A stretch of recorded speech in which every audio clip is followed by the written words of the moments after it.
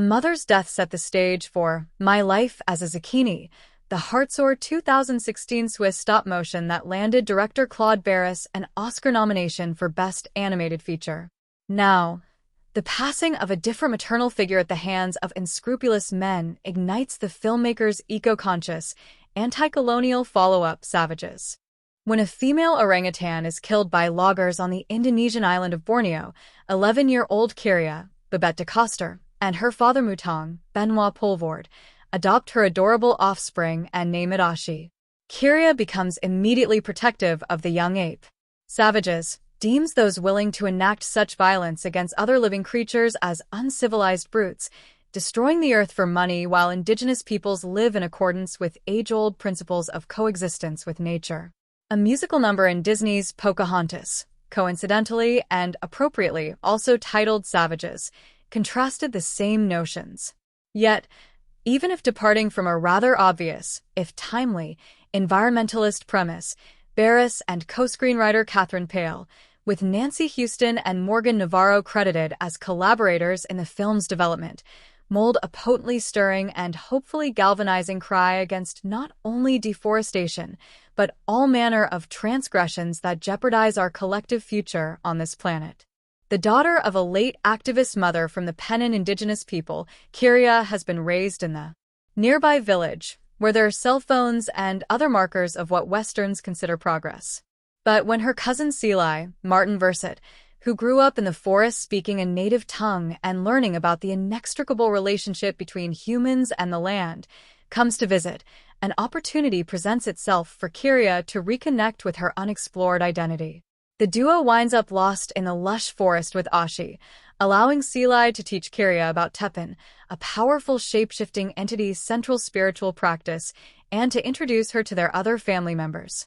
Savages features substantial passages where the Penan language is spoken by Kyria's extended clan without subtitles, often by voice performers from Borneo, a sound decision that at least momentarily disintegrates the Western perspective. That Zucchini was written by French auteur Céline Sciamma. Portrait of a Lady on Fire, explained in part why there was an emotional richness to its orphan characters and their interpersonal afflictions. That's not to say such depth is absent in Savages. On the contrary, the fact that its presence endures points to Barras' ability for eliciting such gravitas from his big-eyed clay figures. As in Zucchini, the children in Savages express challenging feelings, even at times cruelty toward each other. Kyria's initial treatment of Seelai is harsh, but believable, as they grapple with the realities of the world, namely the nearly insurmountable power of corporations.